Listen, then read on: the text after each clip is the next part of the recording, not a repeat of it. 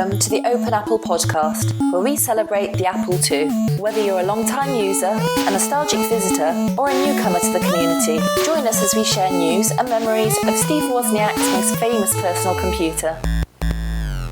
Hello and welcome to Open Apple. This is episode 77. I'm your co-host, the first, Quinn Dunkey, and with me as always is co-host, the second, Mike McGinnis. How you doing, Mike? Looking fine, feeling finer. How are you, Quinn? That's good. I am also good. Like that? Doing some retro computing that we'll talk about soon, I hope. And otherwise it's good. I was just actually recorded an episode of our Nemesis podcast also, so it's been the rumor was that you sold me out like that. I'm still not sure. Sold, gave, is it selling you out if I didn't get any money? Well, I just did it for the fun. I don't know. Man, I think that's just backstabbing around here. Yeah. But no, it's been a good retro weekend so far. Good. So what are we up to this month? I don't even know what month this is. I mean, we're recording in March, but it could be, September before it comes out. So. Yeah, we'll call it the March episode. And sure. I think the topic du jour is probably going to be Infocom. I don't know why that would be. Yeah, that's weird. I don't know why I would talk about that. Yeah. Do we know anyone who knows Infocom stuff? Could we bring them on the show? Or no? In fact, I try to buy Infocom titles off of eBay and just throw them out. I don't like them. No, that's fair. That's fair. It's terrible. I would never listen to a show about those games either. No, it'd be so boring. Horrible stuff. Yeah. All right. Well, that's it for this month, everyone. Thanks.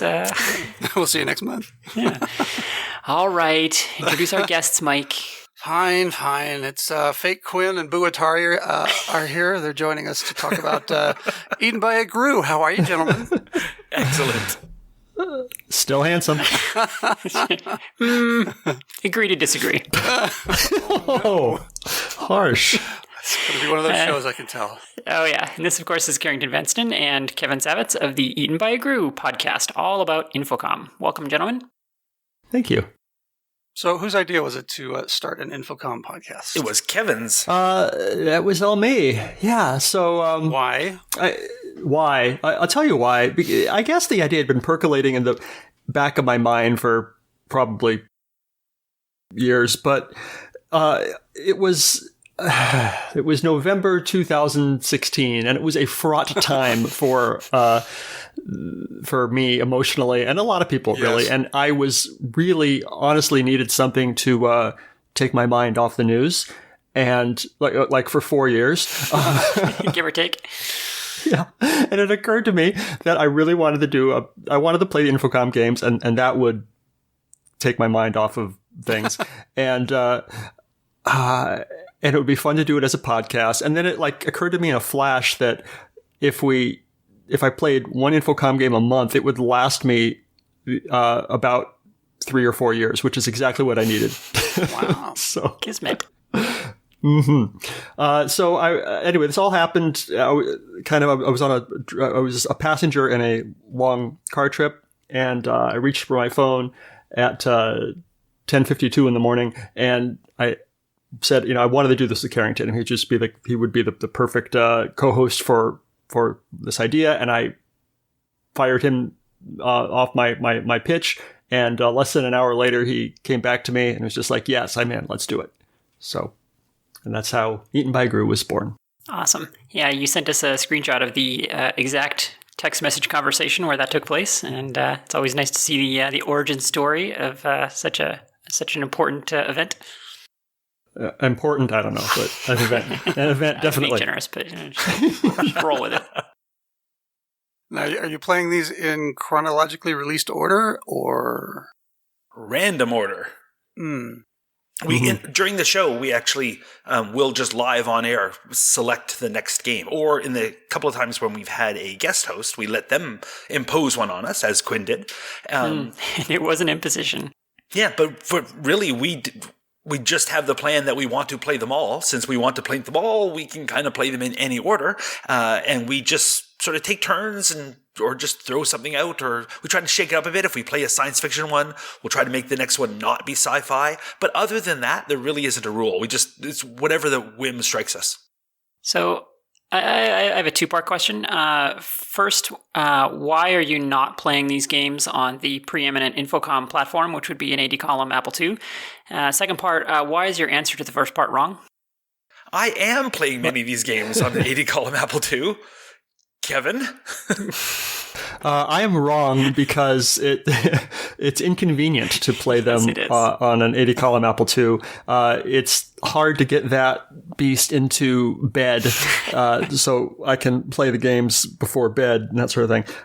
My laptop running a Z Machine emulator is a lot more convenient to, say, use in the car while I'm waiting to pick up my kid, or in bed, or sneak in a few moments here and there. And honestly, and although it may not be the authentic way to do it, the one of the wondrous things about the development system that Infocom created is that it is so portable. I mean, back in that time, you could play Zork on a VAX or a Atari 800 or a Apple II or weird machines that most of us has never heard of.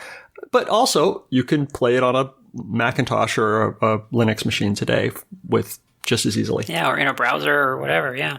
Mm-hmm. Yeah, I will say, when you guys had me on the show there and I played Plunder Hearts with you, I also played it on my modern laptop in Zoom, and it was a dramatically better experience than it would have been because, I could have infinite saves and there was no waiting for disk loads or anything like that. And I could copy paste text out of the screen. And, there was a million tiny reasons why the modern equipment is so much more pleasant to play the game on. I still play a bunch of them on vintage hardware, mostly because I have a bunch of the original Apple II boxes. So then I get to interact with the feelies and have a more, in a sense, authentic experience playing the games. But when I don't have them, then I play them in emulation, and honestly, it's a better experience overall. And I have considered occasionally, like, even if I have the boxed copy, just use the feelies, but play it on, my Mac in Zoom, kind of get the best of both worlds. But I like to take the old floppies out for a spin, see if they're still working. That's really been my motivation for when I play them on the original hardware. It's just because I happen to have the game. So you have a bunch of these games because you bought them on eBay, or did you buy them for the show, or did you just happen to have a bunch? I just happen to have a bunch. I used to do kind of, sort of, in a sense, still do a different Apple II podcast. And, don't act like you still do. You need to give it up. You do not do that podcast anymore. Go. And some listeners from that podcast have very nicely sent me boxes of software. A lot of times, like, a box will show up with a bunch of software in it, including a couple of times a bunch of Apple II software. So most of the ones I have, I got because of that, and just listeners for various podcasts, some for the RCR, and then a couple of things I bought on eBay ages ago before it was super expensive to do so. So kind of just stumbled into them. And have you found any that don't work, or? So far, they've all worked. Weird. I seem to recall you having some I guess fortuitous scores on eBay where you had like the suspended box with the mask in it. I sat on that one. Did you really? I don't mean I sat on, like, I didn't get to it. I mean, I literally put my bum on it. No.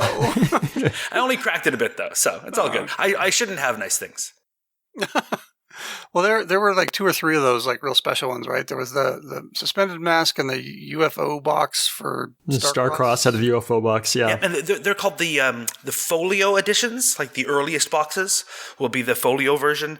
Deadline had one. Like, a few of them, the first few came in really nice collector's boxes, but they were very difficult for stores and retailers to display. Like, the saucer would just roll off the shelves. I've heard that. It literally would roll off the shelf. And the mask is a very large box, and so they eventually more standardized in what's called the gray box editions, and those are the ones that most people would have encountered. They're a little less collectible, but they'll still contain the feelies, and most Infocom games were never released in a folio edition. It's really just the first handful. So how many have you played total so far? I'm not going to lie and say that I bother to listen to your show, so I have no idea. Sure, no, we wouldn't ask you to do that. Retro burn. I believe we have played 14. Well, it depends how you count. We just recorded our 16th episode, which was Hitchhiker's Guide to the Galaxy. That was my fault. That was your fault. Quinn. And so that was our 16th episode. We had one episode where we strayed off the track and played a non-Infocom game. And we had I know. It's a great game, though. And we had another episode where we played an Infocom game called Fublitsky, which was not actually a text adventure. It was a board game that the company produced. So I don't know if you want to count that or not. So basically we played 15 Infocom games so far. There were, I believe, 35 canonical, I'm putting that in air quotes if you couldn't hear that, canonical Infocom text adventure games, including actually a couple of graphical adventures. So at one a month, that will take us another couple of years to finish those off. They also created a few completely different non-adventure-y things. They did a short series of non-interactive fiction, as like a comic book style software, and famously they did a database software package called Cornerstone, and they did a few other little weird things like that.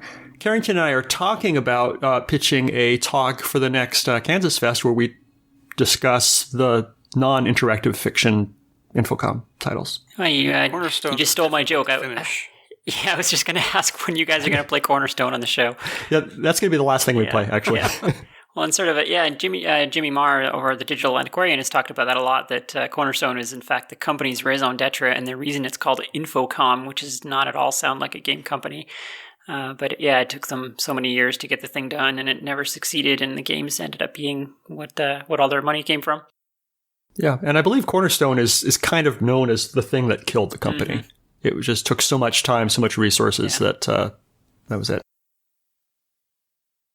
Yeah, it was their Lisa, except there was no Mac after it. And no Apple II to float it. Right.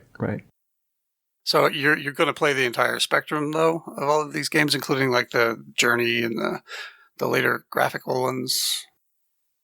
I hope to play them all. Our plans are incredibly vague. Kevin said, you want to play Infocom games? I said, great.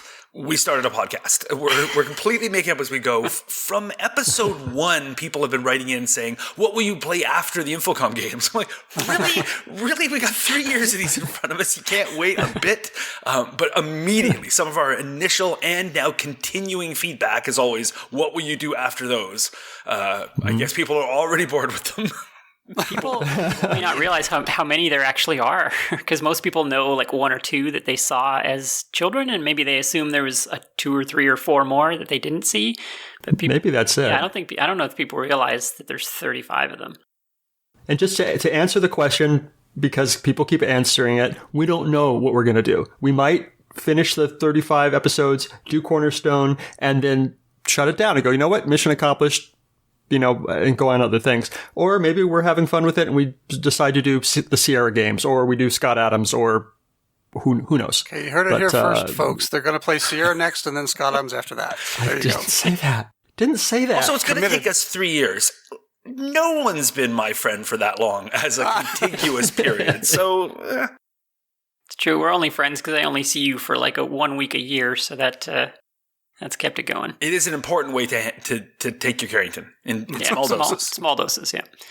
So has there been a game that, like, what game surprised you the most? Like either you thought it was going to be terrible and it was great, or vice versa, or it wasn't at all what you remembered, or... Most of them I haven't found to be terrible. I think Sea Stalker is kind of the one we were least keen on after having played it. I think Kevin would say it was awful. I say it's only okay. I thought that the Sherlock game would be great, and it was. I hate that. That's the one I think we have the most diverse opinions about it. I have about it. I have no interest or just background with Sherlock Holmes going into it. So the game held nothing for me, and I didn't enjoy it at all. But Carrington loved it, and he loved Sherlock Holmes, and went in. So. Yeah, I thought that episode was an interesting case study in the power of fandom. You both played the same game, but his love of Sherlock Holmes was able to sort of overlook a lot of the issues that you weren't. Have there been any particularly challenging ones or ones where you thought it was going to be easy and that you just couldn't get past that one puzzle without cheating? Oh, they're so hard. I've cheated on... Carrington's a better person than I am. We'll put it that way. He's gotten through several without I've cheating. gone through a couple without cheating, not several, but yeah, a few of them lately I've been able to muddle through because we only record basically once a month, and given a month, I can finish the games. But anything with Zork in the name is incredibly difficult. Zork is a word that means this is hard. Oh, is that what it means? Yep. Yeah, I've cheated. At least had to look up a little bit on all of them. Some of them I had to like really cheaty McCheater pants, and others it was just like I needed a little clue here and there. So, and the Invisiclues that they published back then, which are still available online, make it super. They're super helpful in that regard.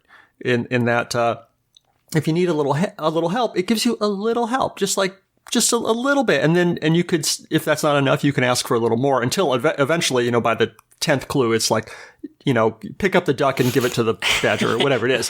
Just type this. Back in the day, I never had the Invisiclues. So using those and referring to them is something that's new for me since we've been doing the podcast. And it is an incredibly good format for doling out hints in dribs and drabs. It is so much better than most other hint systems I've seen. I have been very impressed with the Invisiclues format. Yeah, I had never encountered them until we played Plundered Hearts together, and that was my experience too. Like, I was used to other types of games where you'll have a walkthrough and you sort of have to try and read just up to the part where you are and not see anything after that. And it's really hard to get just the information that you want. So yeah, they're great for that. And then I feel like they're almost more relevant as adults because, when you were a teenager or whatever, you had infinite time. So you didn't really need hints because you could compensate with time. But when we played Plundered Hearts, I had 3 afternoons that I could dedicate to this, and I had to finish it in that amount of time. And so the hints allowed me to do that. Now, are you using actual paper books in the highlighter, or is there an online type system that sort of simulates the Invisiclues? There's some websites that basically someone transcribed the Invisiclues and used a little bit of HTML fun to just click a link to see the next one. I believe that if you have the original, if you happen to have an Invisiclues book that hasn't already been revealed, I don't think they work anymore. I could be wrong, but I think I heard someone say that it's just with age, the pens have dried up and they're no good anymore. So their secrets will remain a mystery forever. Well, I asked because I know that Carrington likes to open unopened things and spoil stuff that's worth money. So, and I think those books are probably worth something. So I figured Carrington was sitting on a pile of them laughing and going, I'm ruining them. Literally, I would ruin them. Yes, I would gladly do that. Have I opened any for our show that were new? I guess one of them, the mask one, I guess. Suspended. Suspended, yeah. That one had been sealed, so I opened that one up, but I think that's the only one that I've actually de-shrink wrapped so far. I've got a couple of other ones that are sealed, so I will eventually open more of them. You opened it and then sat on it. Let's just be clear on that. I sat on it, then I opened it. Oh, okay, so that was the order? Okay, good. Yes. Let the record show. So understanding that you're only halfway through, do you have any favorites so far? Wait, are we halfway through? No, we're about a third through. I was like, oh my goodness, this is going fast. Yeah. Well, if you've more than a third. 24th, more than a third, not quite a half. My goodness. Yet. Wow. See, looking back at the list of what we've played, I really liked Zork 2. I liked it more than Zork 1. I really like. There's a couple of the puzzles in there that really, I don't know, they were pretty sweet. And I enjoyed the 2 Enchanter games with the spells that you can cast. And I'm really looking forward to the third one, Enchanter and Sorcerer. So those are probably at this moment what piques my joy. My favorite one we've played so far, I think, would be Trinity. Ballyhoo I found hilarious, and I liked Starcross more for its ideas than kind of the plot in it. We just played Hitchhikers, which I adored. I was surprised how much I liked it. But I think overall Trinity is still my favorite. Yep, actually, we're scooping my Grue because we haven't released that episode yet. It'll probably come out later today, and I will say that I adored Hitchhiker's Guide to the Galaxy. I was surprised how much I loved it. But Trinity probably is still my favorite of the ones we've played so far. Well, our show is going to come out after yours, so it won't be a scoop. But I have to know: did you find Hitchhikers frustratingly difficult? Because, I mean, that game is notorious for the arbitrary and pointlessly difficult puzzles like, feeding the dog and so on. It's the dog. Totally the dog. I thought I went in knowing vaguely there was a thing about getting a babelfish in your ear that's supposed to be a famously difficult, hard problem. It is not hard at all. The game basically just walks you through it. It's really not a difficult puzzle, but there's this bit with a dog, something you have to kind of do at I thought you had to do at the very beginning. At the end of the game, I realized I should have done something at the very beginning of the game. And I thought at the time, I've put myself in an unplayable state. I see why this game is so notoriously terrible. I started again. Turns out I didn't need to do that. You can actually solve the dog in a couple of ways, including at the end. I am not a smart person, but even with that, I found it. I'm a huge Douglas Adams fan, so maybe it's another fandom thing. I love Sherlock Holmes, and so therefore I like the Sherlock Holmes game. I love Hitchhikers and everything to do with that world, and I loved the game as well. It was like getting brand new Douglas Adams stuff in 2018, so it was a real treat. How about you, Kevin? I had played that game when it came out, so I was, 12 or 13 or 14 years old, whatever it was, and I needed help at the time, and I remember my mom took me to bookstore to get the Invisiclues book. When I replayed it in 2018, I knocked it out in a weekend.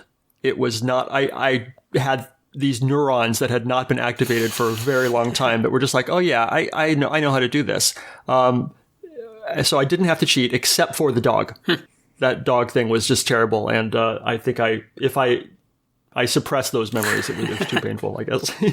Well, that is very interesting. I wonder if the game's reputation is somewhat undeserved then. Maybe people remember it as being more unfair than it was just because we were young. I think a lot of people played it, like when the earlier games came out, like Zork would come out, it probably appealed to a lot of people who liked this kind of game. They went into it knowing what interactive fiction was. They maybe played Zork on a mainframe. It's a notoriously, infamously, famously difficult game. People knew what they were getting. Kind of that's the value for money proposition. Hitchhikers was, I think, widely known as a property outside of maybe just text adventure circles. So maybe a big percentage of people who picked up the game were just, casual gamers or just liked other sorts of games, saying, oh, Hitchhikers, that's really funny and I will enjoy playing this. And then they got hit with a relatively difficult text adventure game. And if it was your first one you ever played, I think it would destroy you. So that might have also given it the air of incredible difficulty. I think that, and I've been meaning to ask Carrington about this, well, I guess we'll do it now. I think that the games are getting easier as we learn how these people think. Yep. I think if we had played Hitchhikers as the first or second game rather than the 16th or 15th or however you want to count them, I would not have been able to complete it. It took me weeks, but I was able to do it without cheating. And there's no way I could have done that without cheating, without having already, just played a dozen other ones. Okay, that's interesting. Yeah, I was going to ask if there's patterns or if you can kind of get into the imps' heads a little bit. Mm-hmm. Yeah, I think so. And you have to look for you start to just look for non-obvious things, and you kind of know where to look for non-obvious things. So, and sometimes they're still not obvious, even if you know where to look. And are you drawing maps, or are you using some kind of mapping software? I map old. I do maps on paper. Yeah, maps on paper. On paper. A lot of times you don't have to map. Hitchhikers, I mapped almost after the fact. Some of the games have relatively few locations, and the way Hitchhikers plays is it's kind of in hubs. There's like 3 main locations, and you jump off from those into tiny little areas that will just have a couple of rooms. So it's really easy to keep it in your head. And some other games like Ballyhoo have relatively small maps. You could just kind of walk through them in your head kind of easily. Some games are more difficult, and I had to map them all out and do a couple of iterations of maps. But like Kevin, I do them old school, just pencil and paper. Do you get better at doing that? Because I always had this problem, and I was reminded of that when Plundered Hearts of I would get halfway into drawing the map and, paint myself into a corner where then I had to start drawing crazy lines to connect things. And then the whole thing just became an unintelligible mess. And I basically needed to sort of refactor it. Do you get better at that, or what's your strategy there?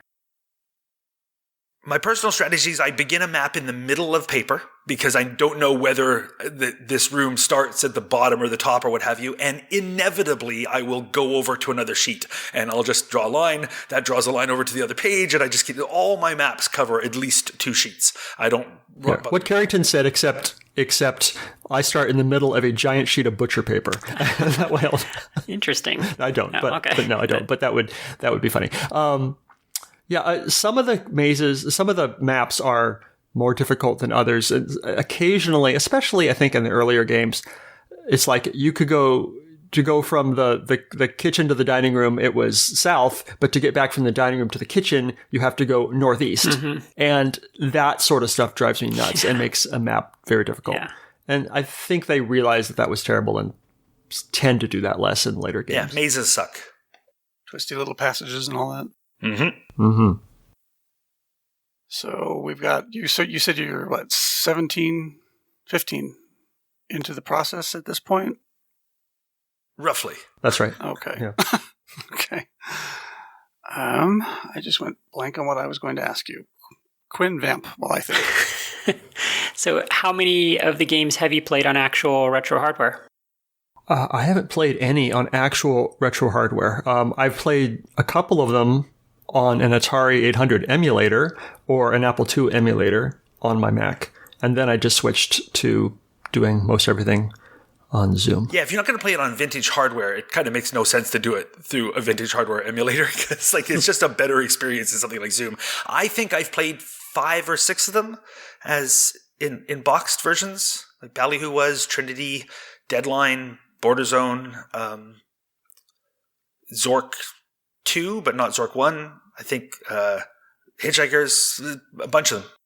Do you spend any time on the episodes talking about, the development behind a game or Steve Moretsky or something like that? Or is it just let's dive in and play?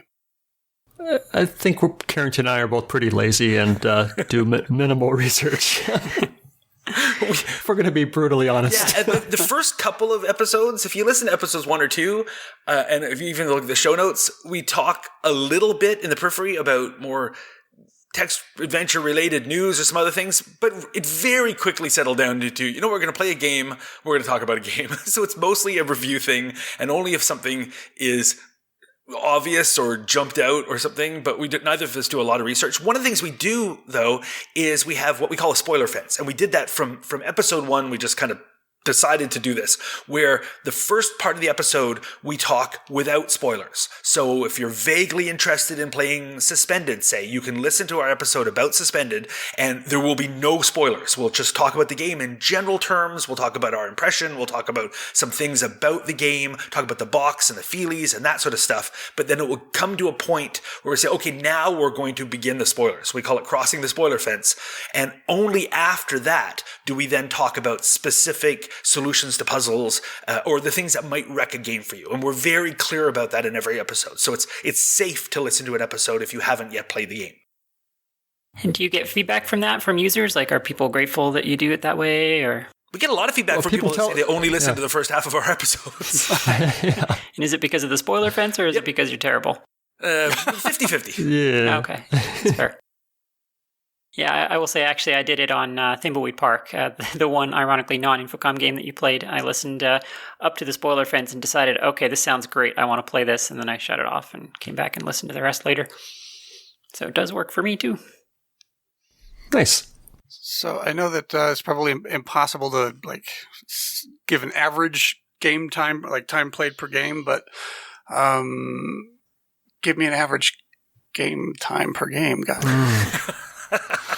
I'm glad I don't know. On Thimbleweed Park is on Steam, and one of the features of Steam is it tells you how long you played a game. You could go to the main menu and it says, and after Thimbleweed Park, I don't remember. I'm making this number up, but it was just you've been playing this game for 50 hours. I'm just like, oh my God, whatever it was. And the Zoom doesn't do that. Infocom titles don't do that. And it's probably for the best, because if I knew how much time I had invested in, getting past the evil vampire guy in Zork 2 or something, I probably wouldn't come back for Zork 3. So. Well, I guess kind of like we were saying, the nice thing about nowadays is having access to all of the information about the games is you can kind of set your schedule, right? I mean, in the old days, you would just get stuck for weeks and weeks at a time on a specific problem, and it could be open-ended, and maybe you would give up. But, nowadays you can just, pull out a hint. Do you have a like a system or a pattern for when you decide to go in for the hints? I only do it when I get completely stuck now. The last couple of games I've been able to do without hints. I went for the hints really quickly in our first few games. Like when it came to Zork, as soon as I got stuck even a little bit, I just went for hints. As I've been playing more and more of the games, I need fewer hints, but also I stick with the puzzle longer. I was stuck for days on a couple of puzzles in Sorcerer, in Hitchhikers, Suspended, all of them. I would sit and play a game for 3-4 hours one evening, beating my head against a particular puzzle and not solve it, and then the next day just come back to it. And I never would have done that in the earliest ones. But I've learned that it's so much more rewarding to solve the puzzle. Like, even if the solution isn't a great one, to have solved it myself feels so much better than having gotten a hint. And so I've learned that I just prefer to, just beat against the wall until I stumble on a solution. I'll still feel better about the game. So, and since I'm not doing this by court order, I'm doing it just to have fun. I'm unlike a lot of things in my life. I try to stick with it now, and it's much more rewarding. So I've actually, as we go into the games, I'm in a sense enjoying them more because I'm just giving myself that, think about it a long time experience, and it's really rewarding. So when you do use a hint, do you feel guilty about it, or do you feel? I feel stupid. Relieved the hint at not always is. No, the hint every time. I'm like, oh, I should have thought of that. Like every time. So getting the hint is not a fun experience. But some of the puzzles must be unfair, right? And you must be like, oh, I'm glad I did that and didn't beat my hint. So many of them are unfair. The people who created these games are evil. Brilliant, but evil. No, some of them are really unfair. But not often, But sometimes you're just like, come on, guys. From the beginning, Kevin and I, after the Spoiler Fenced episodes, would talk about specific puzzles and a lot of times group them not in good and bad, but in a sense, fair versus unfair. Like very early, Kevin started having a list of unfair things in a game. So, and I think that started from like episode 1.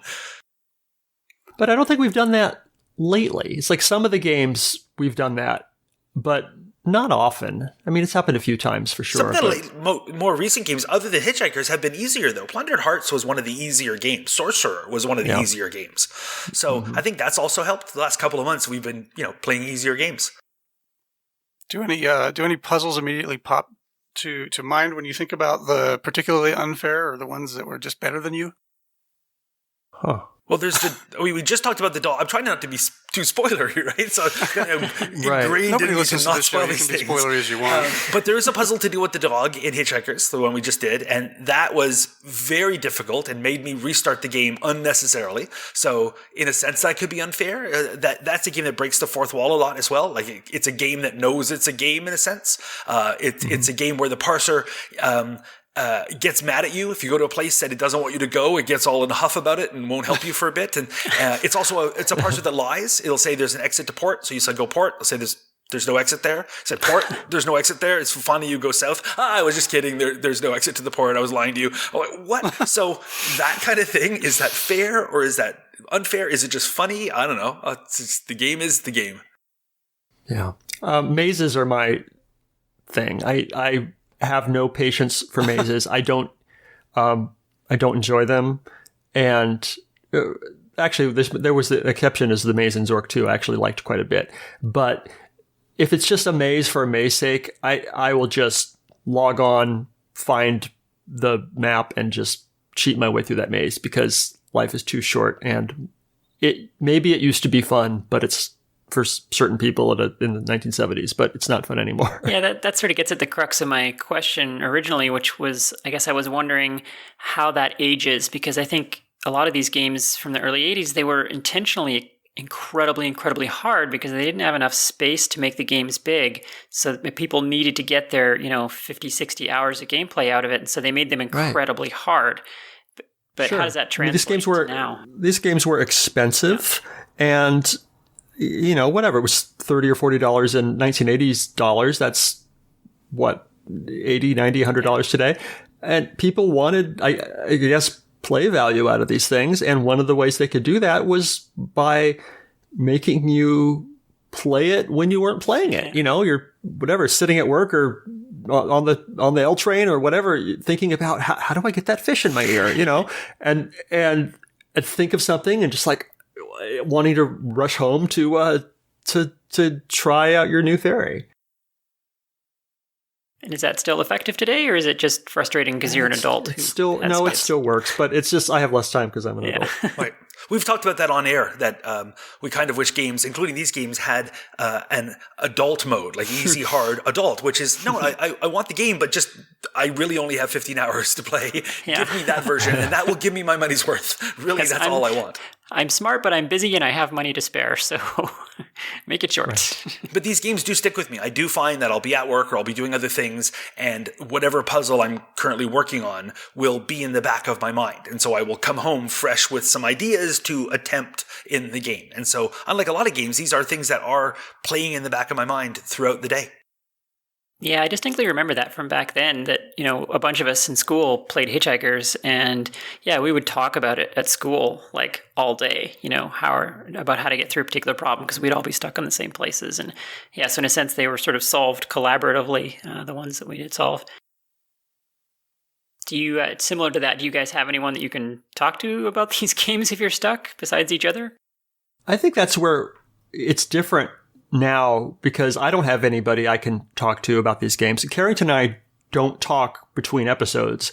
So it's, yeah, we don't, I mean, he would be the perfect person to go like, wow, I can't get past the whatever it is.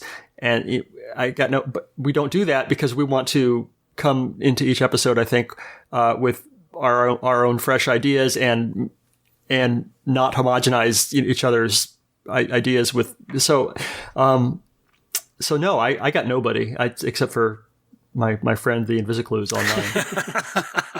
and same with me. The people in my life don't take any pity on me that I will want to talk about the Infocom game I'm currently playing. They say, well, if it's hard, just go look up the solution. They're like, whatever. So I have nobody who wants to talk about this stuff with me.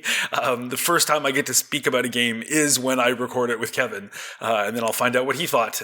But there's no help with the puzzles. You're just completely on your own. And the game we're playing next is a particularly difficult one I'm finding so far. I am currently stuck and making no progress at all. And I have no one to talk about it with. Oh, well, I haven't even loaded it up yet, so you're ahead of me. Brace yourself. Great. So what you guys are doing has a large amount of overlap with the Digital Antiquarian blog. I mean, I think he's probably done a post about almost every game you play. Do you ever read his posts before or after, or do you find, like, do you avoid them because they would spoil things, or is there any relationship there? After. I read it every time, mostly, but always after. I try to read nothing about the game ahead of time until I'm done playing. I will read it after I've played, and sometimes before we record, but sometimes after we record.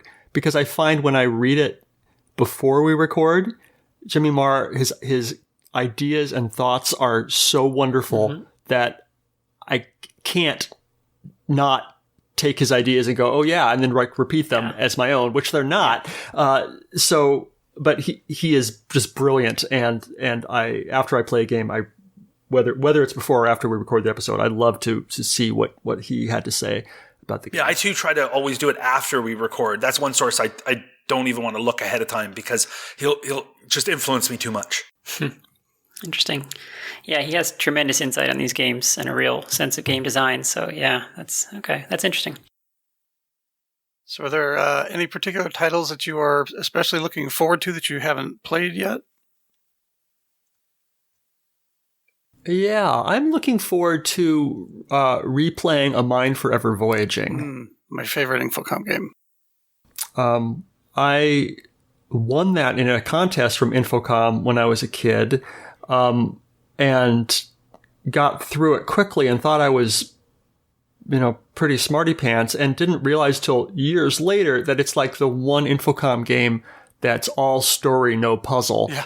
And that's how I got through it so fast. And I think I might have gone through it faster than I needed to, because I thought I was completing it fast, but what I think I might have missed out on some of the intricacies of the story. So I'm interested in revisiting that one. Okay, so I can't just let this go by. How did you win that from Infocom? So I talk about this in my book, Terrible Nerd, which is available on Amazon.com. Plug. All right, so Infocom had an envelope design contest where they invited people to submit art, which would appear on the envelopes of the newsletter that they sent out. I had absolutely no artistic ability, but my stepfather did. He was a professional artist, and so I went to him with a list. I'm just like, okay, look, I want you to draw a cartoon for me. It's going to be a man in a dressing gown, and there's a spaceship behind him, and he's going to have a toothbrush and a spanner and a list of things that were in the Hitchhiker's Game. And he came back to me a day or two later with a beautiful drawing, and he signed my name to it. And then I submitted it to Infocom, and it was one of the winners of the envelope art contest. And eventually, indeed, like a year later, I got an episode. I got a newsletter in the mail that had my in air quotes again piece of art on it. And as part of that, they sent me. They said I could get any game I wanted for free. Wow! And Mine Forever Voyaging had just come out, and that's the one I requested. Cool. So, Carrington, what about you? What are you looking forward to playing next? Mine Forever Voyaging, definitely, but The Lurking Horror is one I have always wanted to play, and I can't wait for us to get to that. There's a couple of, I think, funny ones that I haven't played, Planetfall and Stationfall, so we haven't done either of those. I'm looking forward to those a lot. And there's, I don't know if it's an obscure one, but nobody seems to talk about it much, but there's one called Hollywood Hijinks that I've always wanted to play, so I think that's another one that's high on my list that I'm looking forward to. Well, Quinn, do you have any parting questions for our guests? No, I'm looking for any way to get them out of here as quickly as possible. So yeah, me too. Yeah, this is going on way too long, I think. All right, you're telling me. Oh, wow. Reversal. 2 points. All right, gentlemen. Well, thank you very much for joining us today. Thank you. Thank you. And we look forward to, well, who am I kidding? I'm not going to listen, but I'm sure there are people out there who are looking forward to I will be listening. I love the show. I'll end on a high note. Thanks. We really appreciate the time. Sure. This is fun. Yeah, I appreciate it. What are you guys doing? It's Friday night. That means Chinese food and vintage video games, right? Vintage doesn't even begin to describe what we have planned tonight. We are playing the classic 1980 interactive text adventure, Zork. It's the buggy beta version. Wow, Zork. Well, you guys have fun. Yeah. All right, Quinn, let's talk some news. Do you want Yeah, I think we have a bumper, don't we? Hit it. It may be old, but there's still news. Apple II news.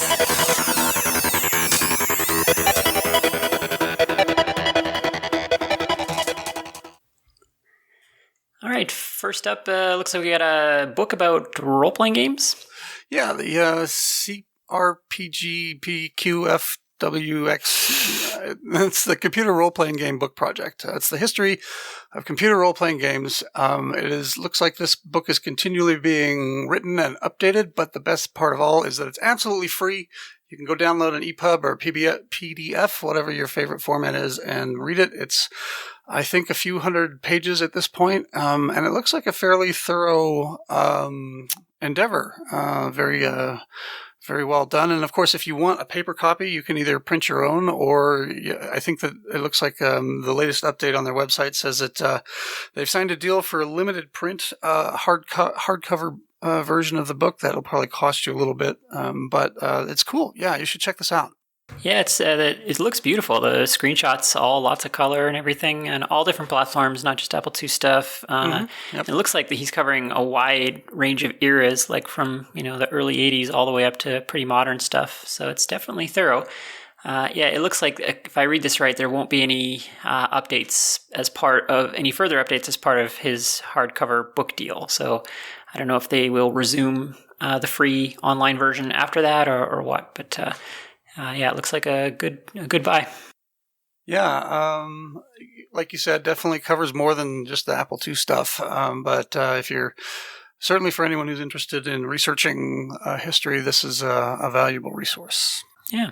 Sort of related side note, if you're interested in the early Apple II RPGs, especially Ultimas, it's worth following Richard Garriott on Twitter. There's people tweeted him all the time and share their stories of Ultima, and it's surprisingly delightful to follow him and see that stuff. So indeed. All right. It wouldn't be a show if we didn't talk about Kansas Fest. So the keynote speaker for 2018 was announced, and looks like it's none other than Roger Wagner. Right. Yeah, we just had Ken and Andy on. We'll call it last month to talk about Juice.js and his and some of his. Wait, that wasn't Roger, was it? Was Roger the one that did the Orca stuff? No, he did the assembly lines columns. Forget all of that I just said about Juice.js. Edit point. Roger Wagner, of course, has been heavily involved in the Apple II community going way back. He's published a ton of software, been involved in probably most, if not all, the major magazines that were published back then. I know was involved in, managing the early Kansas Fests. He's even been working with our friend Chris Torrance to get some of that stuff republished. And I know that I, for one, am looking forward to hearing this keynote that he's going to be giving. Yeah, me too. Chris Torrance's re-edit of assembly lines, the assembly lines columns that he wrote back in the day, were sort of my reintroduction to retro programming. So it's still, I think that book is still the best way if someone wants to learn 6502 on the Apple II to get into it. It walks you through everything that you want to know from first principles. So it's a great read. He's got a great manner for teaching these lessons, and so it's not just dry like trying to figure out why I got this binary addition question wrong, and no real hints. It's actually you're working towards a goal, and it's a sort of a friendly, casual style of teaching, but you learn some important stuff, and I think it's a really valuable, like you said, resource for anyone who's wanting to learn assembly language. They point out the announcement over on a2central.com points out that this will be Roger's third keynote speech at Kansas Fest, but the first one, or his last appearance, though, was 23 years ago, so he's probably got some new perspectives and stories to tell, and you should definitely check it out. Yeah, it's funny. His last experience would have been when K-Fest was sort of still a current thing instead of kind of a looking back thing. Right, yeah, when you were still wondering if, the Apple reps were going to show up with anything new this year. Exactly, yeah. I'm enthused and excited for that. Yeah, it should be fun. All right, next up, we've got WASFest number 9 has been announced. Yeah, this is the DB9 connector. Is their whimsical little numbering edition. This will happen Saturday, April 28th. It starts around noon Sydney time. I'm sure that we will not have this episode published by then, but that's okay. What, you're not going to laugh at that, Quinn? I was going to let it go, but if you want to draw attention to it, sure, I'll laugh. No. Our schedule's been a little fantastic lately, but we're trying to get working back on track. Yeah. Anyway, that looks like a huge amount of fun. If you're going to be spending time in that part of the world in late April, you should probably go. Yeah, I need to take a little sidebar here, though. Hey, WASFest, it's me, Quinn. I'm a big fan of your numbering scheme, and I never should have doubted that you would continue to find new whimsical ways to indicate your numbers. But you almost nailed it with this one. But DB9 is not what the connector is called. It's actually the DE9, and that's a really common mistake. B is the size of the shell, and the B-size shell is more like what you would see on a disk connector or a video port. The small one that we're used to seeing on like VGA and joystick connectors is actually the E size. So it's actually a DE9. Yeah, sorry. Anyway, great conference. Everyone should go. That's all. So I have a thought about what Quinn just said. The first is that I will be looping some, gentle, sad piano music behind it, the first part of it while she's talking, and then I'm going to end it with a wah-wah sound. So, yeah, that's going to happen. Anyway, the theme for DE9 or DB9 is communications, serial, networked, wireless, and wired. So I would expect things like the Ethernet card to be there and probably demoed along with all the other neat stuff that's out there, the Wi-Fi 232 or whatever they're calling it, the Y-modem 232, Telnet 65, all that great stuff. So whether they name it right or not, I'm going to sit back and enjoy the nerd fight email chain that we will get email for that. But this should be good. And I'm sure I have misnamed it as well my entire life. So, yeah. All right, moving right along. Next up, so this has made the rounds, but we should mention it here. Everyone's favorite Internet Archive promoter, Jason Scott, did the awesome BBS documentary series, which I am the proud owner and many-time watcher of. And he's gone ahead and put up all of the interview footage. So if you've ever wondered how much footage is really shot for a documentary, it's probably 20 times what you saw in the final edit. So in this case, it's 250 plus hours of interviews, and it's all up on archive.org. And it's great to watch, but go in knowing what it is. It's uncut, so there's there's people coughing, and there's technical problems, and there's Jason just chewing the fat in the background for a while. So. But hiding in there are some real gems that didn't make it into the show. There's some great interviews with a lot of Apple II crackers and other luminaries from the time. So I think that he had to sort of, like with any documentary, you sort of have to tell a story. And so a lot of stuff might be really good content, but it isn't really specifically relevant to the narrative that you're building, and so it might get cut, even though it was a terrific content. So there's lots of that hiding in here. Yep. You and our guests were talking earlier, in fact, about, the difference between when you were a youth and having endless amounts of time to solve Infocom games and being an adult and going, I have X amount of hours to do this. So just be prepared to throw a good portion of your life away for a little while and, maybe quit your job, that sort of thing. So. Yeah, people occasionally, retro friends have been sending me deep links into these videos of particular parts. No, it's great because if anyone else wants to filter these for me and find the stuff that I'd like and deep link me to them, much appreciated, because there is some great stuff in there. But it can be, there's a lot of watching in there. It might be a good thing to have on in the background while you're doing housework or something. All right, so what's happening to MOS technology here, Mike? Okay, so we were just talking about Jason Scott, and this is another post up on his fabulous ASCII.textfiles.com, which, a side note, you should be reading this. If you don't, then you should stop listening to our show because you're not allowed to anymore. He has written a nice a post here about the history, or the fate of the MOS technology building. This is where they designed the 6502.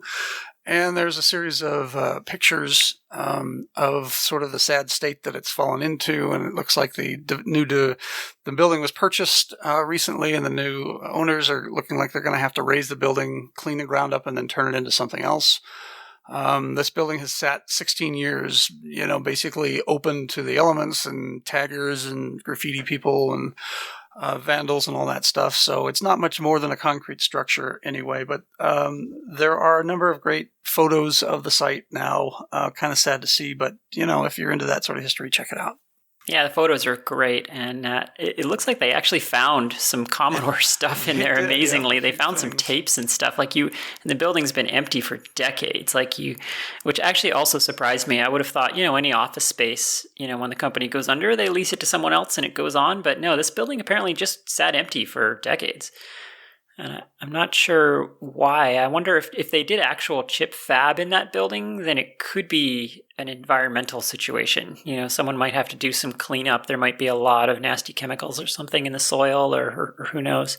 So I wonder if that's why no one wanted to take that on until now or something. It looks like also there, Jason talks about this further down in the article, but the purchaser of the building that was going to clean it up, before demoing it, ran into some blowback because they were having to just throw away some of the stuff that they were finding, and people found out about it and have been writing him, angry, how dare you stuff. And so now they're like, somebody put them in touch with Jason, and there are at least some efforts to try and save some of this stuff before the building goes away. So yeah, whatever they can save is great. Yeah, I'm sure the developer got a lot of strongly worded emails about how the Commodore was the most successful home computer of all time. Yep. And in fact, it looks like in one of those pictures there are some 6502 chip wafers. So that's pretty cool. Yes. Yeah, it would be cool to get those under the microscope and see what's on them. Yep. But they've been sitting there for 20 years, basically exposed to whatever blows through the building. So who knows? Yeah, I'm sure they're no longer viable, but it'd be cool to see them. All right. So next up is a project that we talked about a while back.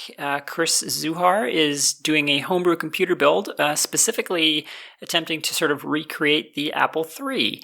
And it looks like there's a new entry in his blog on the subject.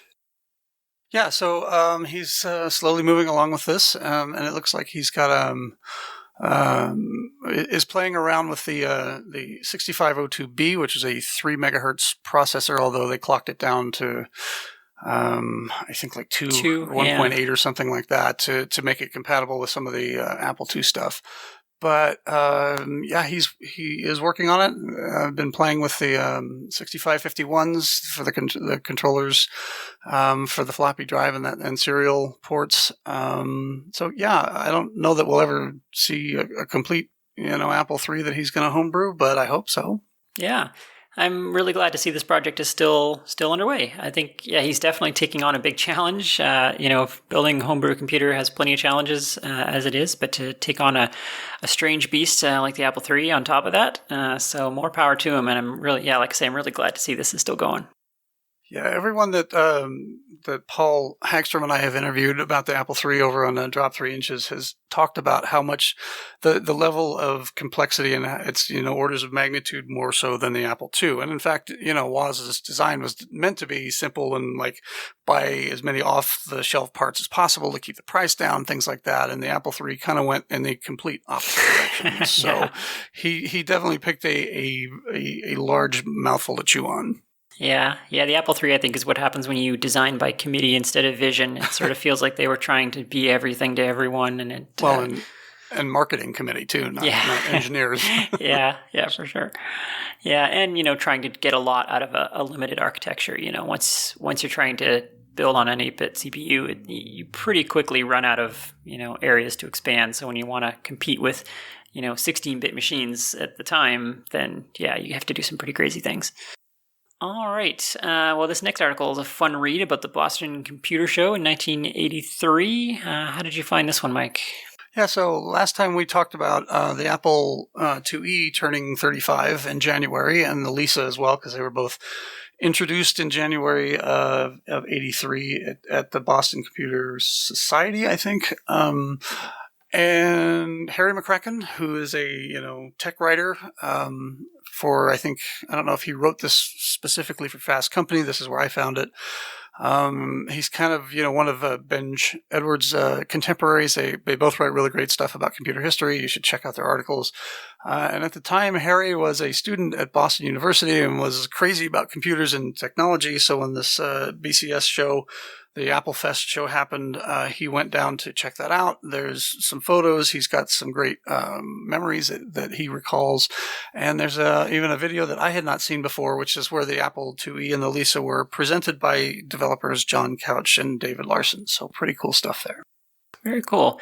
Yeah, I guess one of the reasons this is a fun read, this piece, is because the author talks about his recollections of that show and how sort of obviously turns out they were all wrong, and because video of the event showed up, and basically all of his memories of it were wrong. And I was reminded of I think it was an article or a documentary I watched recently about the story of there's this legend that the movie Twister was playing on a drive-in that was hit by a tornado, and I think it might have been on the Atlantic or something. Anyway, the story, none of it is true, but there's this huge population of people that think they were there when they were watching Twister at a drive-in when it was hit by a tornado. No part of the story is true, but it's just the way our memories work. They're deeply flawed things. So I'll throw that in. And then the only other thing I have to add to this news item is that I will forever associate the name McCracken with the Maniac Mansion and Day of the Tentacle games. So that name is ruined forever. Or enhanced forever, depending on your perspective. Because Maniac Mansion was fantastic. Speaking of Maniac Mansion. Go on. So this next piece, there's all sorts of meta callbacks and connections here going on in the show. We were talking about Jimmy Marr and the Digital Antiquarian earlier, and it turns out that in 1990, in August, CompuServe hosted an online discussion of adventure game designers, which included, among others, Steve Moretsky of Infocom, Roberta Williams, Dave Liebling, Al Lowe, some names that are not immediately familiar to me, but I'm sure have done some great things. There was Ron Gilbert was the creator of Maniac Mansion, and I guess this transcript, everyone sort of knew that this had taken place, but the transcript had sort of disappeared, and somebody found it on a dark and dusty corner of their hard drive, and Jimmy has posted it. So great computer gaming history there. Yeah, for sure. And if anyone has not played Maniac Mansion in a while, do yourself a favor and play it again. That is a game that holds up incredibly well. It really, it has a modern game design sensibility to it. It's very hard to fail or get stuck, and there's many, many different ways to solve it. It's a delightful, delightful game. I'm reading a quote here from Steve Moretsky about the Mind Forever Voyaging. He said that that game did worse commercially speaking, than any other game he's ever done. But he said, I have to eat. I'd much rather write a Mind Forever Voyaging than the Leather Goddesses of Phobos. But unless I become independently wealthy, or unless the marketplace changes, I don't think I'll be doing another game like that in the future. Sigh. Yeah, there was a lot of that sort of thing in Jimmy Marr's article about Hitchhiker's Guide, that nobody wanted to do the game and nobody wanted to work with Douglas Adams, but it was and nobody wanted to finish it because Douglas Adams was a jerk, but it was such an obvious money factory that they had to have it. And then after that, it ruined any other experimental projects because that was the standard now. Everything had to be that successful for them to greenlight it. And yeah, it was a strange influence on the company that game had. So yeah, the transcript is long and it's very in depth. Read it; it's great, and there's a lot of comments at the bottom. It looks like from some people that may have. Dave Gilbert commented down there. So yeah, check that out. Good stuff. All right, so this next item, Mike, I saw traffic on the Kansas Fest. I think it was on the Kansas Fest mailing list about this, but I don't have any idea what this is. What is Eamon or Eamon? So Eamon was another series of text adventure games, similar to Scott Adams had his series, and Infocom had their games. And Eamon tended to be a lot cheaper. I think you could get legal floppies of 10 different games on one disc for $20. And I think there were maybe more than 100 of these things eventually published, and the engine still exists today. You can still write it in Eamon Adventure, and a couple of people have. So if you really want to do that.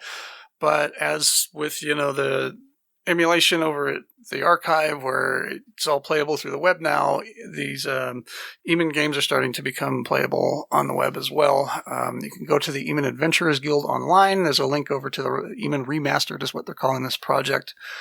There are, I think, 3 or 4 that are playable now, and more definitely in the future. Cool.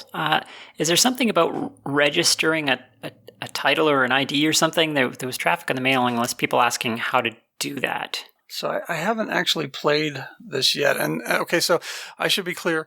When we're talking about the Internet Archive and what they're doing, you're actually playing that software. It's the emulated software being presented through a web interface, whereas the wonderful world of Eamon is these are web pages that sort of have the same text, but you click a link that says create a new adventure rather than using your arrow keys or something like that. So okay. More like a number of years back, Bob Bishop had talked about how he created web games that were, designed to be solved by finding the right links and making your way through, I guess, what would be the modern equivalent of hyperstacks.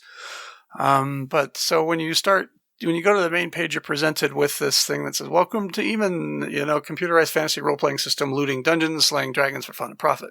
You click enter the main hall. You get a description about where you are. And there's a desk that says register here or else. So when you create a new adventurer, then it takes you to, looks like a form. And then you have the option to re-roll, begin your adventure career. And I haven't gotten too far into this, and nobody wants to hear me play this online, obviously. So, but maybe there's a problem with forms or something. I'm not, or maybe I don't see like an easy save option. Okay. Maybe that's it. I'm not sure. Okay, yeah, I didn't quite understand what people were talking about in those threads, but all right, fair enough. Well, we will link to that in the show notes, and people can figure it out for themselves. Speaking of figuring things out for themselves, I don't know where I was going with that. Okay. So looks like Fapple 2 Fest 2018. It's a curious name. What's this about? Unfortunately named Fapple 2 Fest. Took place. Sorry, guys. I'm just kidding. This was held in a small 16 by 16 room. I'm having trouble not laughing because this is getting worse and worse. A 16 by 16 room in the Iwamatogo, I'm sure I butchered that, neighborhood of Tokyo. There were 6 tables there. Japanese Apple II enthusiasts. Oh, that's cool. Had their own little convention there, and Bill Martins of Call Apple went down there as well.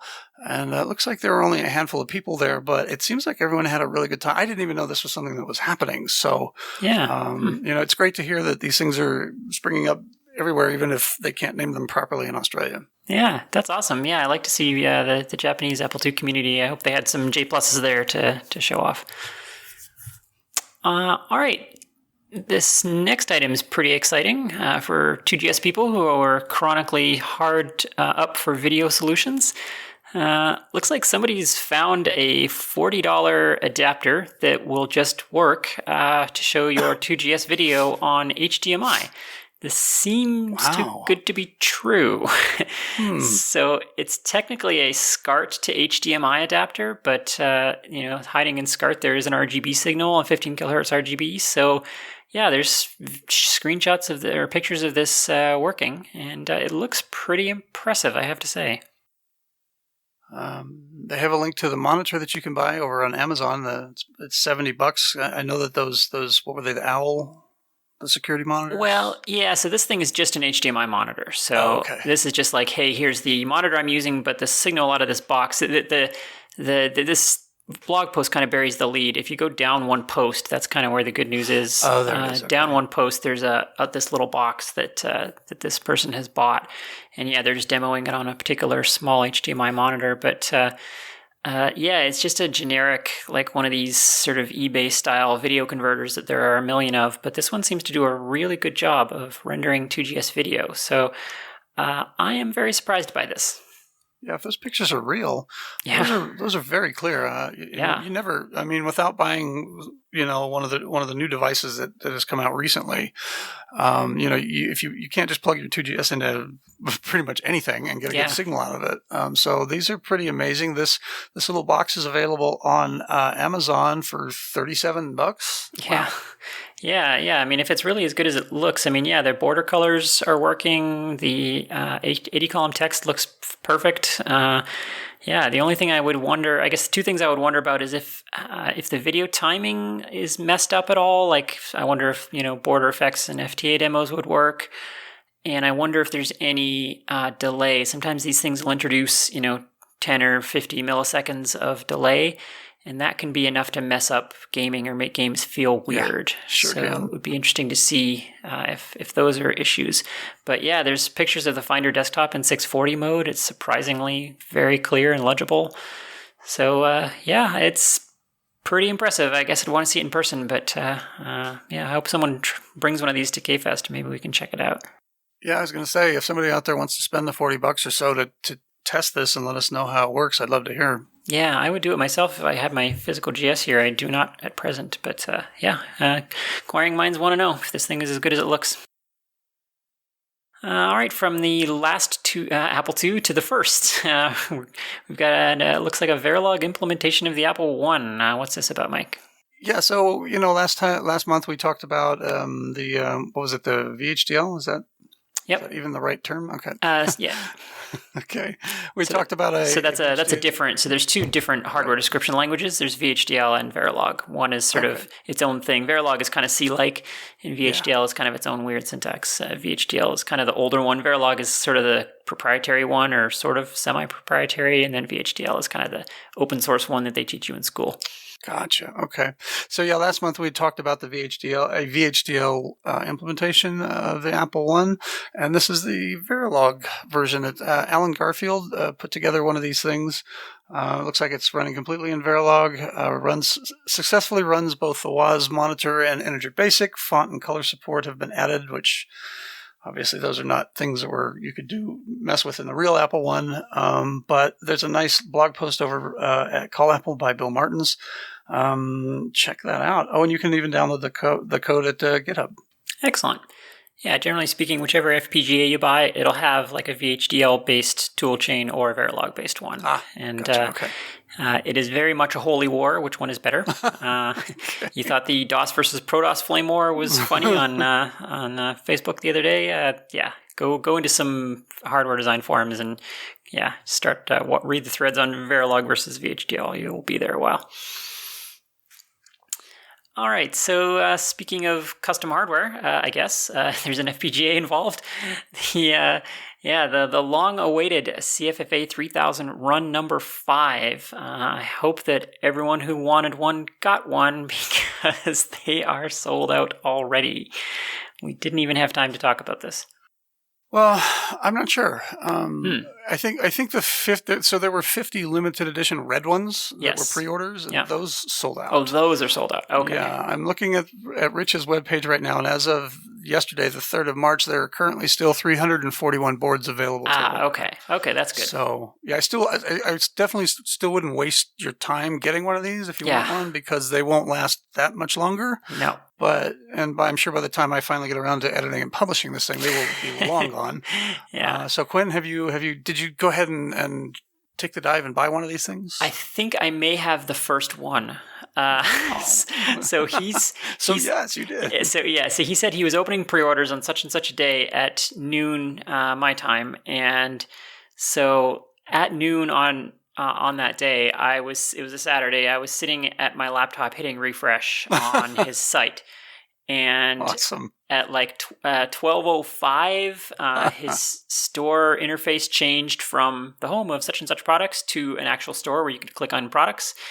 And the CFFA 3000 appeared first. Like I think he was literally like editing the store contents as I was hitting refresh, because I saw the CFFA 3000 appear, and I bought it, and then I hit refresh again, and the remote was there, and so I bought it. And then I hit refresh again, and the limited edition one appeared. I didn't buy that. And then, and I submitted all my PayPal things. So, I may have gotten the very first one, or at least it was awesome. Certainly in the top 10. So, that's pretty exciting. I will finally be the proud owner of one of these things at normal retail prices. And I was one of the early ones who, I guess he had initially set up the shipping to be local pickup by default, and a lot of people, myself included, didn't notice that, and so we didn't have the right shipping information. So he helpfully sent out a bunch of emails explaining that situation, and so that was all straightened out. But there was a bit of excitement there. So, if I'm not mistaken, this run is 1,000 boards. Is that right? I thought it was 500 boards. 500, okay.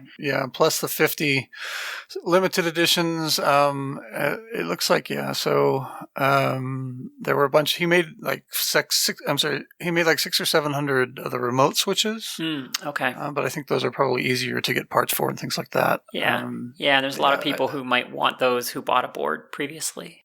Oh, no, wait. Okay. So I'm sorry. I'm wrong. You're right. It's like 1,000 total, the first 500 are available to buy, is what's going on, because those have come back from the assembler. I see. Okay. So he's still waiting on the rest of them. Okay. That's impressive, though, that, I mean, it's only been a week or two since he opened pre-orders, and 700 of them sold already. That's pretty amazing. Yeah, down a little bit further in the product introduction, I don't know how old that particular paragraph is, but he'd said he'd built and sold about 5,000 CFFA cards in 11 batches, and I don't know if that includes what he's doing now or if this is an addition to that. So these are very popular items, and I got to say, of all the new, air quotes, new hardware that you could buy for your old Apple II. In other words, stuff that's come out, I don't know, since the turn of the century or so. This, I think, is probably one of the most useful items. Yeah. Just as far as the different functionality and how easy it is to do a lot of stuff that you used to have to buy extra hardware for. Yeah, and it's such a refined design. He's made improvements to it over the years, and things like the remote and the USB input, and it really just does everything that you want out of a device like this. And support for the full range of Apple IIs and even the Apple III. It's hard to compete. And I think he said, I don't know if this is true, but I thought he had said this was going to be the last run. Do you know if that's true? I think that's what I'd heard as well. I don't know. I mean, if they sell out immediately, or very quickly, that may be motivation further down the line. But I think it's hard sometimes to get parts for these older computers. And that's a challenge for small batch electronics developers. And so I don't know if that's going to be an interference in the future or not. Yeah, and they talked about this on RCR recently too, that it's a huge financial outlay for him. He posted about this on his blog a little bit, that if you do the math, he's putting out 6 figures of his own money ahead of time to build these boards. So he's just sort of gambling that they're all going to sell. And if you don't, even if lots of them sell, but you're still stuck with 200 of them, what on earth do you do with 200 of these things? And that's a lot of money that you've just sort of, it's just going to eat into the profit that you may have gotten from selling the first few hundred. So, I don't fault him at all. I don't fault him at all if he stops making them, because that's a huge risk to step out and take. It's amazingly, the demand is clearly still there. So be interesting to see. All valid reasons to get yours as soon as possible. Yeah, we always say when these things come up, you got to buy them, because nobody's getting rich making these things, and so it's a hobby for people. They're not going to keep doing it. There's still a bunch of devices that I regret not buying from Nishida Radio when they were being made. Yeah, and his health hasn't been so good. But if you really desperately need something, if you email him, sometimes he'll make one for you. But I feel a little guilty doing that if he's not well. I feel bad about that. Come on, I need this for my Apple II. And meanwhile, he's like dying or something. Yeah, he's a good sport. Let me get my soldering iron out for you. Yes. Let me spit blood into this bag, and then I will put it together. Yeah, he's a good sport. But I think Plowman has largely filled the role that Nishida Radio used to fill. He's making a lot of the same devices, and Plowman has been amazing at making stuff available. You can pretty much always go and buy all his stuff whenever you want. It's pretty great. All right, moving along. I got big news from David Schmink about Plasma.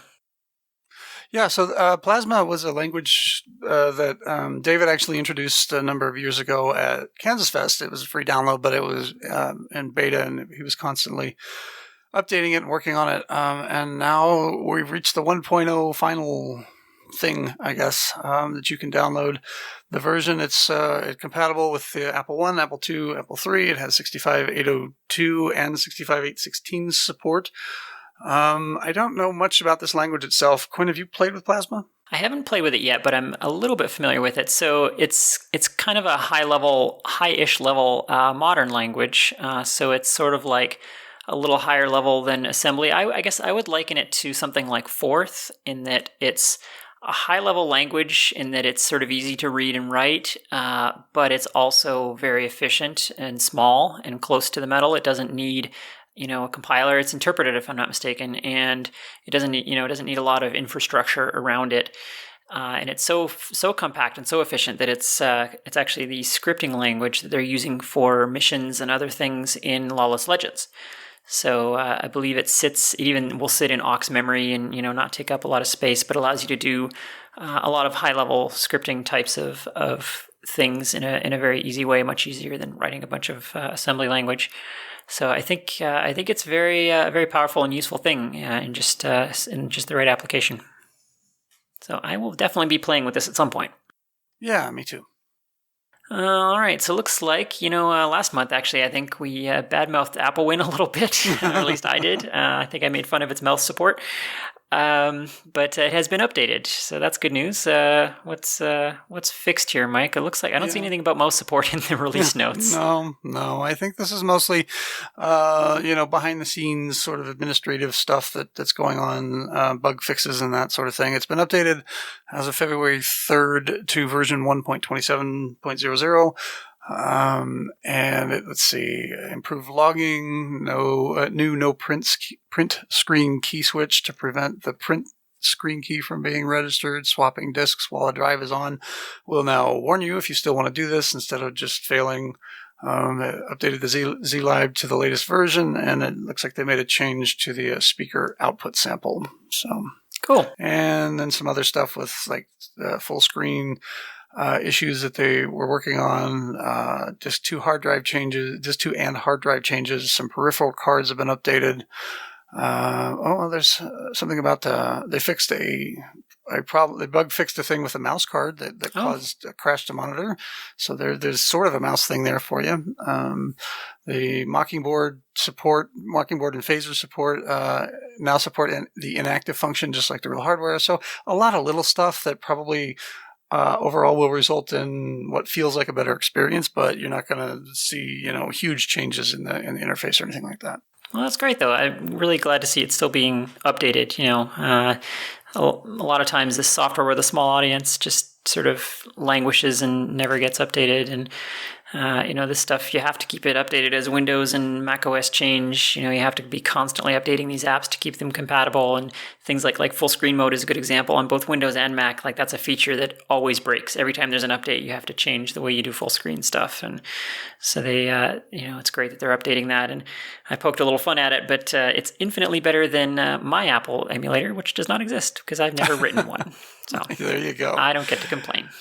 Yeah, that's true. This is we talk a lot about virtual too, because you and I think tend to spend most of our time on the Mac platform. But if you have a Windows machine, this is pretty much the premier 8-bit Apple emulator for Windows. Yep, I think so. Yeah, it would definitely be my choice if I was a Windows person, which thank was I am not. All right. With that flame war rekindled, let's move on to the basic 10-liner contest is underway once again. Yeah, so this is, I guess, an ongoing or annual contest. The coolest program that you can write in 10 lines of BASIC. Doesn't matter if you're what version of BASIC or what machine you're using, which is pretty awesome. So we can show those Atari idiots how much better we are than our BASIC is than theirs. It looks like the top half of this page is written in German, but if you scroll down, it's been translated over to English. It has all the rules there. Legal systems are all 8-bit computer systems. So have at it. Very cool. Yeah, I like these contests, and I like that they're still going because it's such a throwback to the old magazine articles. I always loved the one-liners and two-liners that the Beagle Brothers would have in their ads and that kind of thing.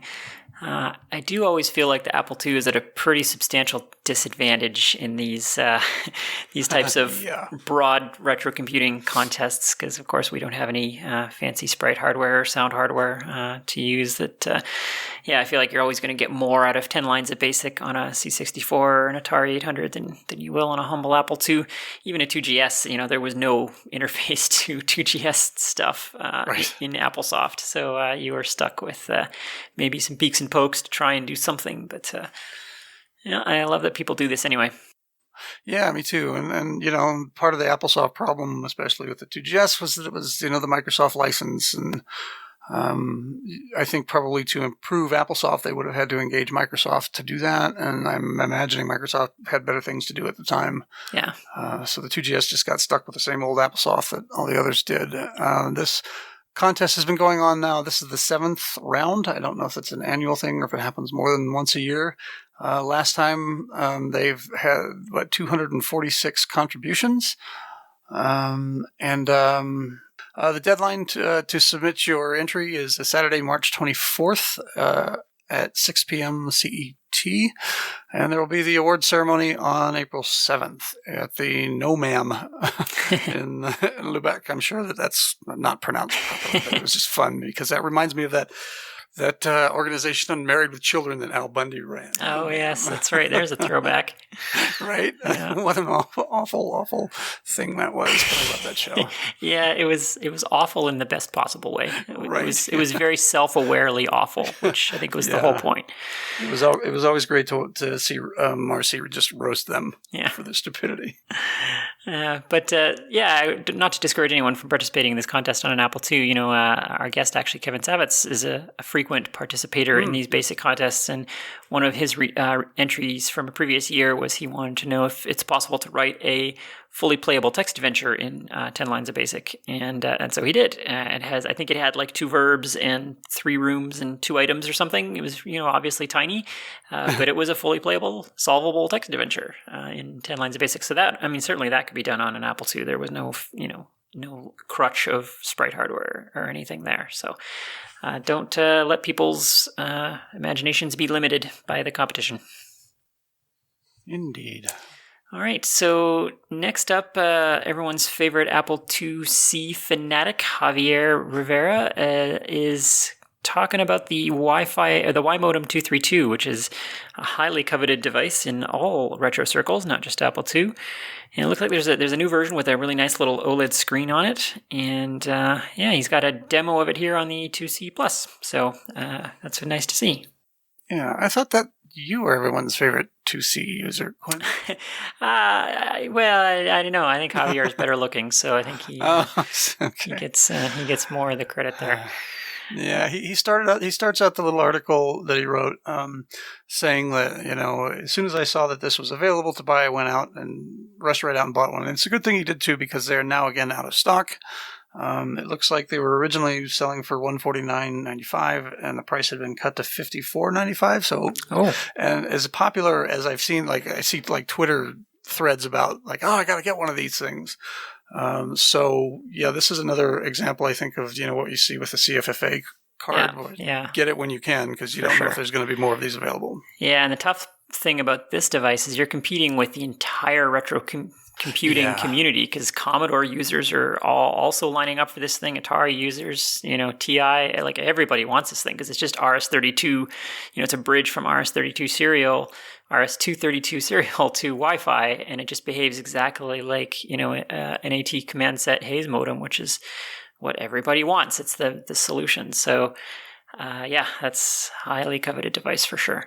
It's funny, there was a conversation on RCR recently that we kind of continued in the upcoming show, and this sort of the idea that the retro market is too small for anyone to make, any kind of money on. But I think, there are little niches where you can make a little bit of money, and I think, this Wi-Fi to modem bridge is a great example of that, where it's a really elegant solution to a common problem, and it's one that lots and lots of people want. So I think, there could be some actual money made on a device like that. Yeah, I believe one of the last interviews that we did when Ken was still on the show was with Henry Corbis of Ultimate Micro and things, and I recall him saying that basically he was able to make, I don't know if he made a complete living off of the Apple II stuff that he was selling, but he made a nice income every month from that stuff. So by making the stuff that people are willing to buy and being smart about how you manufacture it, it seems like, you could actually make some cash doing this. Yeah, Henry's, he's still at it, and he's being smart about it. He's, taking on things like the Transwarp, where, that's a card that is in extremely high demand, and reproducing it has proven, incredibly elusive. So, if you're willing to come in and solve that problem, there's definitely money to be made for sure. All right, moving right along.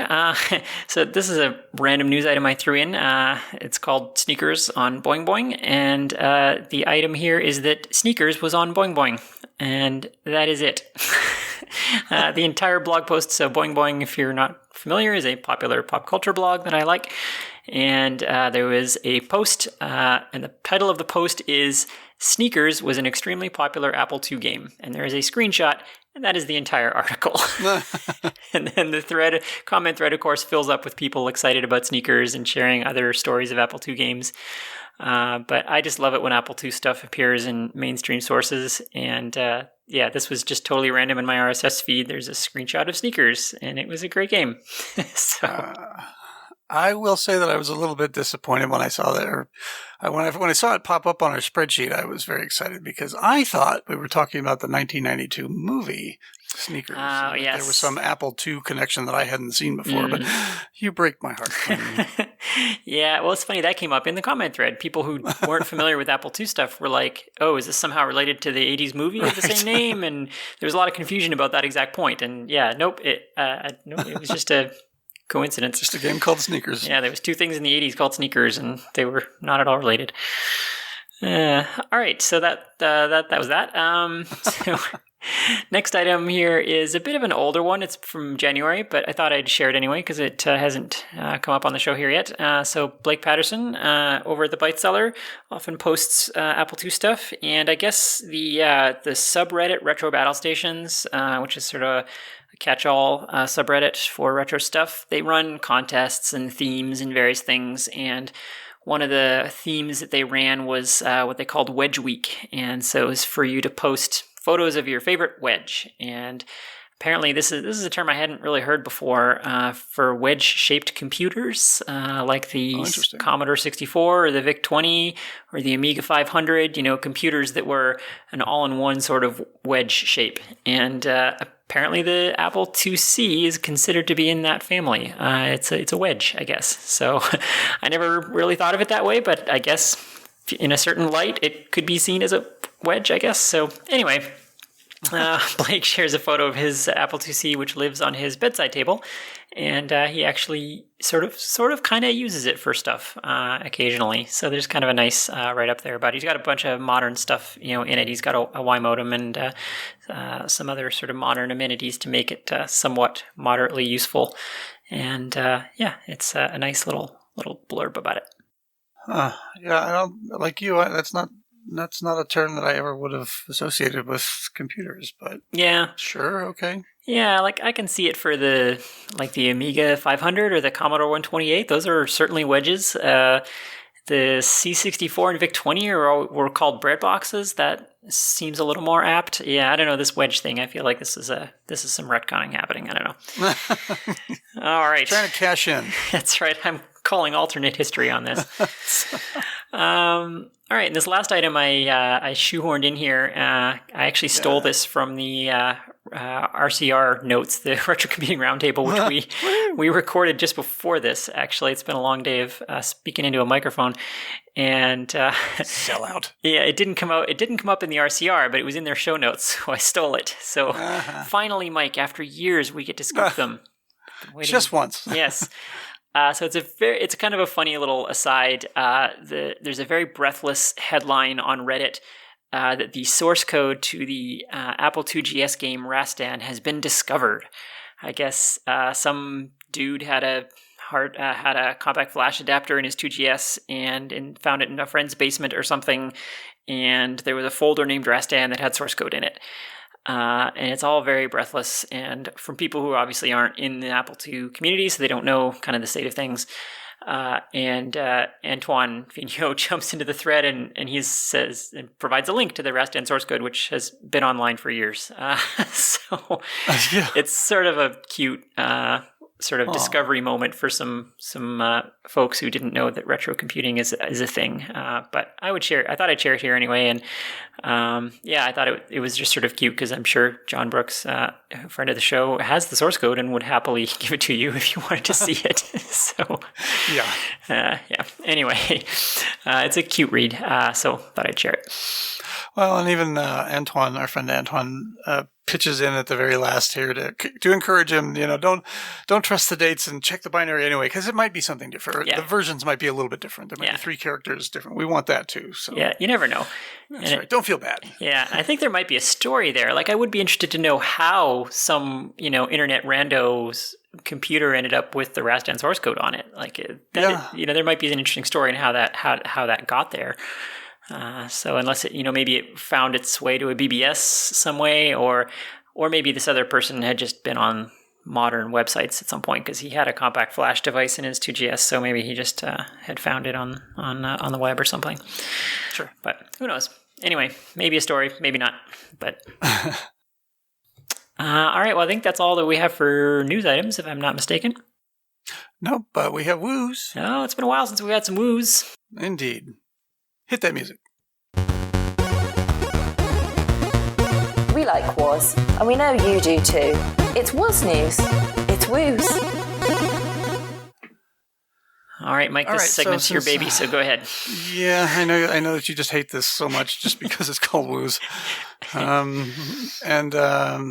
But we do have some WAS news items. The first is that the Science Channel is putting together a documentary on Silicon Valley, the untold story, and apparently a large portion of that will feature Jobs and Woz, and maybe they'll get some of it accurate. I hope, fingers crossed. Anyway, there's an article over at Real Screen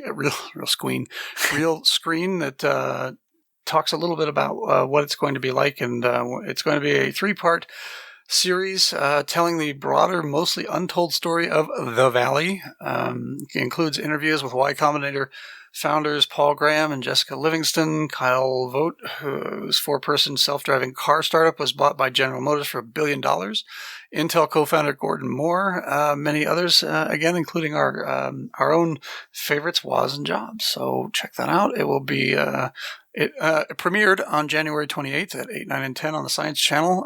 But I'm sure that, being one of those more obscure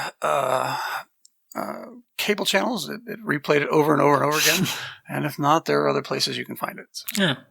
At the risk of being cynical, I feel like the Silicon Valley story is pretty thoroughly told. I'm right there. I feel like that moniker, the untold story, is a little disingenuous. I feel like tech company history is one of the most self-examined and self-congratulatory things that we have in human history. I feel like you can't throw a rock without hitting some biography of everyone who was involved. But anyway, coincidentally, rich white men. Yes. What? Hey, there's one more thing with Woz in it, so that's right. Never a bad thing. Yep, that's true. Okay, next up, the Nestle versus Atari lawsuit over the Breakout game has finally been settled. I know that you'll all sleep better at night knowing that. I didn't know there was a lawsuit about that.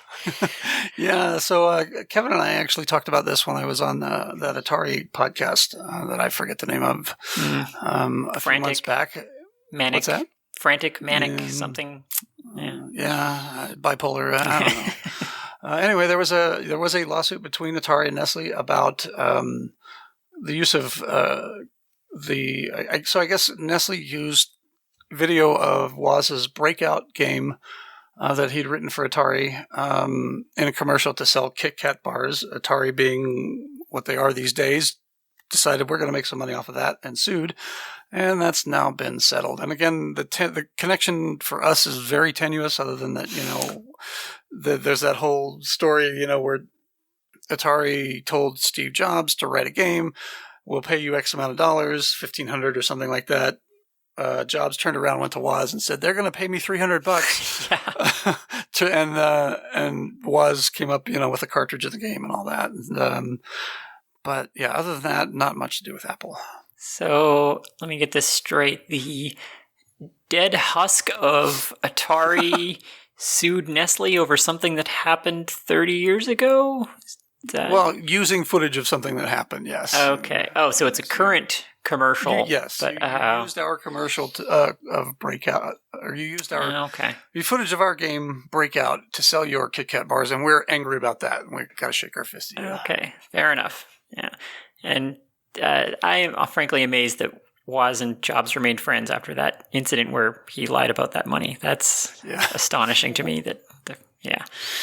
Yeah, you read back some of those stories over the years between the two of them, and there are a number of times where you kind of go like, at what point was this not going to be enough for you? Yeah. Because there was definitely somebody taking advantage of somebody else for most of that relationship. He was a heck of a good friend, I'll say that, because he put up with a lot. Yeah, and still doesn't seem mad about it today. No, yeah, I mean, I guess he made $1 billion out of the whole thing, so that's not all bad. But there in the Apple IIe interview that you played during our last episode, Jobs goes on and on about how he and Woz created the Apple II, right. And I was like, no. I feel like that's a generous description of what happened there. Right. You went and found some people to build a case for you. Yeah. For the II. Yeah, you kind of stood around and went to trade shows, and Woz made a computer. Yep. Anyway, you had a hip beard and stood over it in photos.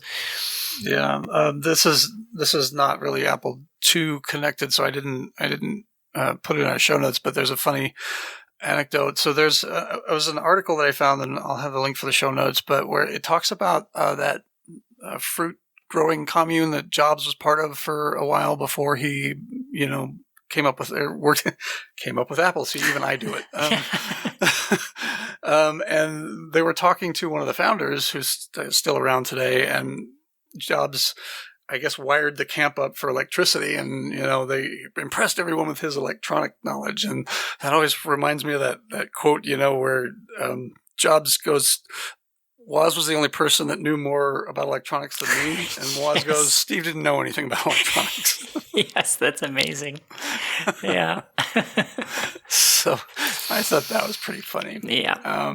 Anyway, to wrap up our woos segment, a number of months ago, or maybe years now, we talked about this startup that had formed, and they'd hired Woz to be their chief scientist, which I'm sure was mostly kind of a formality or symbolic title rather than anything. But that company burned through $100 million and went bust. So it's called Primary Data Incorporated. Yeah, I would really like to know what happened there, because I've worked for a lot of tech startups, and it's pretty hard to burn through $100 million without something to show for it.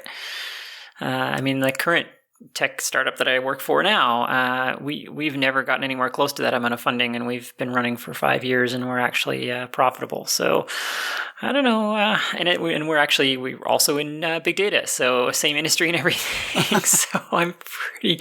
There's a story there. I don't know. Yeah, $100 million. That is a lot of Series A financing to just vanish. So. Yeah, throwback to the good old days before the dot-com bubble burst in the late 90s, early 2000s is what that sounds like. Yeah, exactly. That's a tech startup with insufficient adult supervision, right. as we say in the business. we have no business plan, but look at this cool pinball machine we just paid $10,000 for. Yeah, exactly. Yep. Yeah, all right. All right, so that's the end of woos. Do we have any feedback this month, Quinn? I actually do not have any feedback. Do you? I got nothing. No, people are just ignoring us, so that's pretty awesome. Our recording schedule's been a little spotty, so that's it has. We're trying to improve it, though, and that's all my fault. So. But you can go ahead and send an angry email to Quinn if you like. I'm fine with that. Yeah, sure. No, I can take it. Yep. All right, everyone. Well, thank you for listening and tuning in. Again, we are on Patreon, and any amount that you would like to contribute helps us out to cover bandwidth and storage for the files.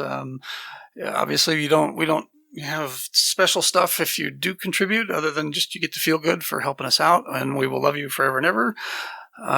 Thank you to Carrington and the other guy that does Atari stuff. We like you guys sort of for coming on the show.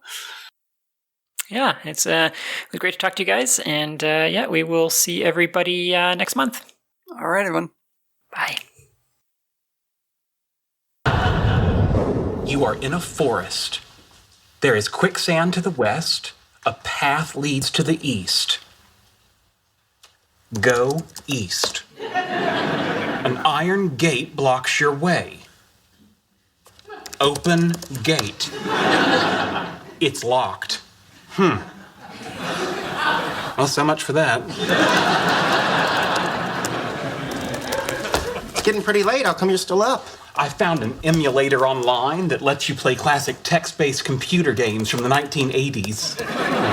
That's pretty cool. Oh, yes. It runs on the world's most powerful graphics chip, imagination.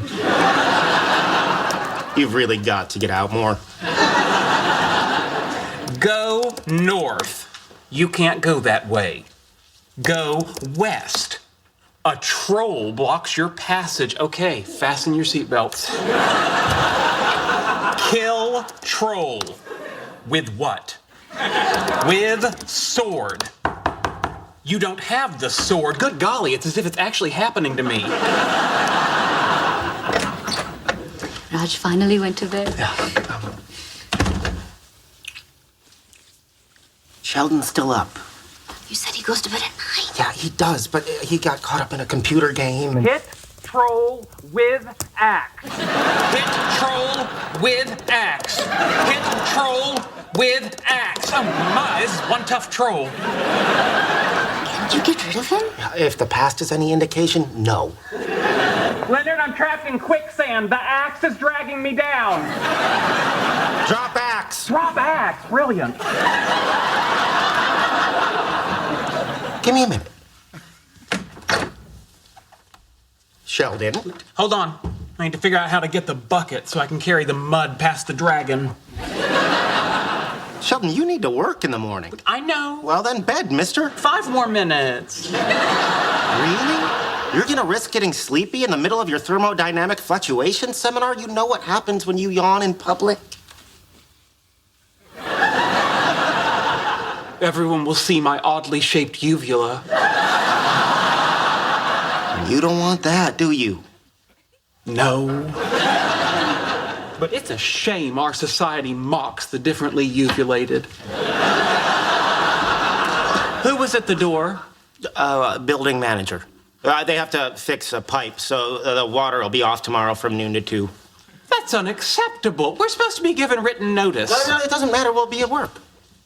What if I spill tomato soup on my shirt and have to come home to change, only to find there's no water for an enzyme soak? Bifurcated uvula, Sheldon. I'll have the chicken noodle. Good night. We're gonna have to be very quiet.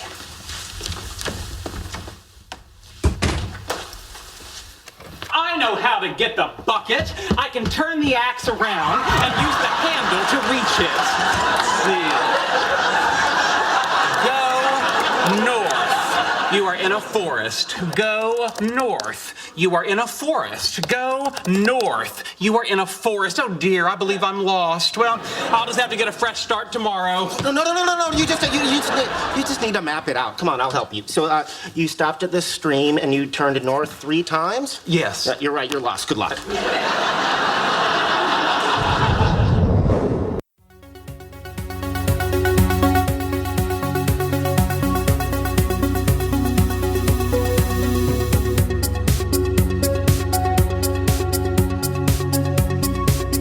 This has been the Open Apple Podcast. Subscribe to us in iTunes or visit us at open-apple.net, where you can browse our extensive catalogue of past episodes or read our blog. If you like what you've heard today, or even if you didn't, your comments, questions or ideas are always welcome. Send them to feedback@open-apple.net.